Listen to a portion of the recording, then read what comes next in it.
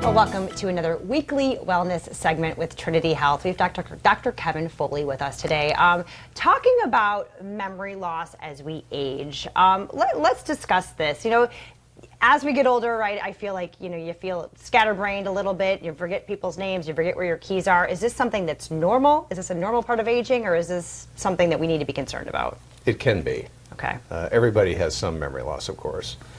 And it's known that memory loss is really not a part of normal aging. Okay. So if somebody notices something, it may or may not represent an underlying problem.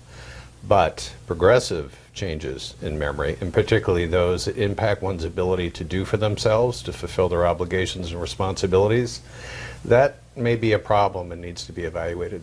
Is this something typically a person notices with themselves, or is this something that a loved one or a friend or someone notices with them? It's probably about evenly balanced. I see just as many patients who have noticed changes themselves, but more often than not, it's someone else who has noticed the change. I don't think that we have very good internal reading abilities of our memory from day to day, but others certainly can see those changes better. Okay, so let's talk about Alzheimer's versus dementia. Mm-hmm. What's the difference? I get that question all the time, and it needs to be clarified because they do mean different things. Dementia is an outcome, not a cause.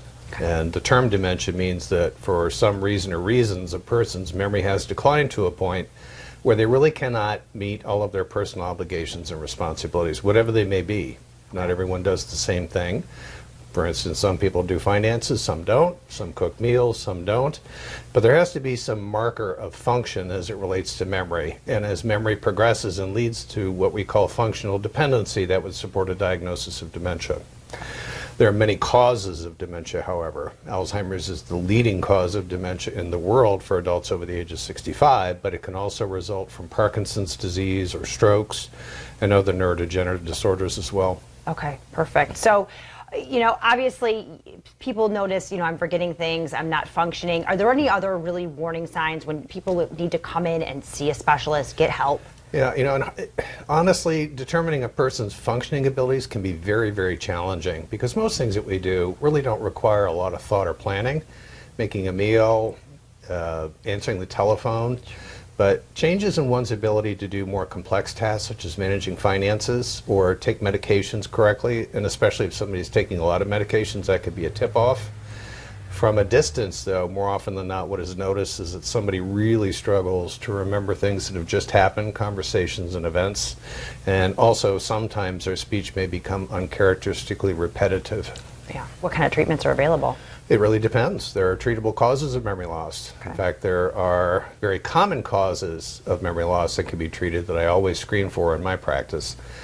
And if those are present, then we absolutely treat them and see if there's any improvement. But for those who don't have a treatable cause of memory loss, there still may be some options. Okay. In the case of Alzheimer's disease, there are medications that are FDA approved that can be used to help slow down the rate of further progression of symptoms. Right, and that's for a very specific set of people. Exactly, right. Those pills don't work for everyone. They only work, or intravenous medications as well, they only work for people who are diagnosed with Alzheimer's disease. Okay, perfect. And is there anything people could do proactively? Are there lifestyle modifications someone can make as they're younger to maybe ensure that, they prolong their brain health? Right, there are. The messaging has actually changed.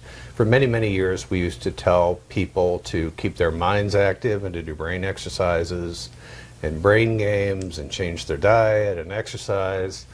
We still recommend that to some degree, but there's new research that shows that there's other strategies that can be done that may be more effective. One is that if a person has hearing loss, they really need to get that checked out. And if they're candidates for hearing aids, they need to get hearing aids. Yeah. There's brand new evidence that suggests that persistent hearing impairment can actually increase the risk of dementia over time. That's a very simple strategy. Yeah.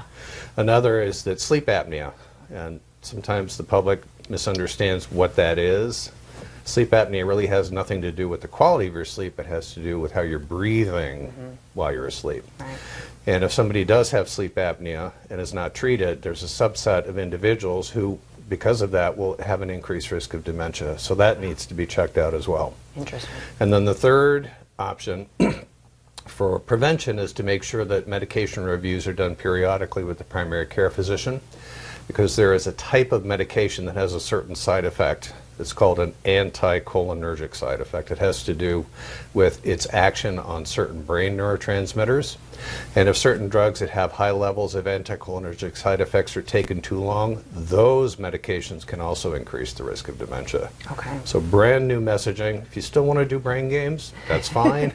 Doesn't hurt? Doesn't hurt at all. Doesn't Okay. hurt in staying well and healthy and making sure also that risk factors for heart disease are addressed.